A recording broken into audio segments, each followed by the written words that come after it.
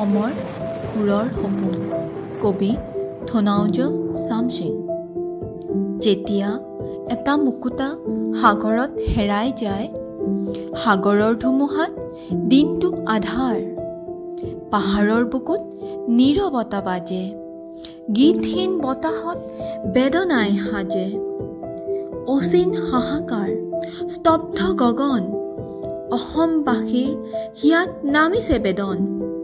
তুমি নাথাকিলেও প্ৰতিটো পথত স্মৃতিৰ জোনাকে বতাহে আনে, নদীৰ উজানত ঢৌৰ দোলন, পাহাৰৰ আঙুলিত ঢোলৰ অনুৰণন।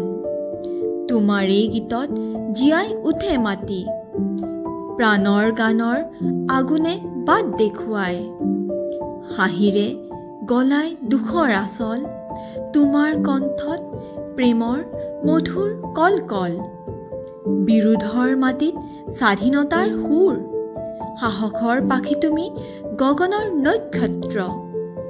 কেতিয়াও গায়ক মৰেনে কওঁ, সুৰবোৰে জীয়াই ৰাখে সপোন। তুমি নাথাকিলেও গীতেৰে তুমি অন্তৰন্ত জীৱন্ত হৃদয়ৰ গুণী।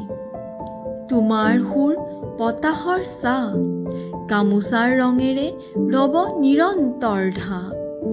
জনতাৰ বুকুত হিয়াৰ তলত তুমি অমৰ, তুমি চিৰন্তন জগত। অৱশিষ্ট থাকিব প্ৰেমৰ আগুন, হৃদয়ৰ গগনত দীপ্তি জ্বলিব চিৰদিন। তুমি গীতৰ জনম, সাহসৰ গান, অসমবাসীৰ প্ৰাণ, অনন্ত স্থান।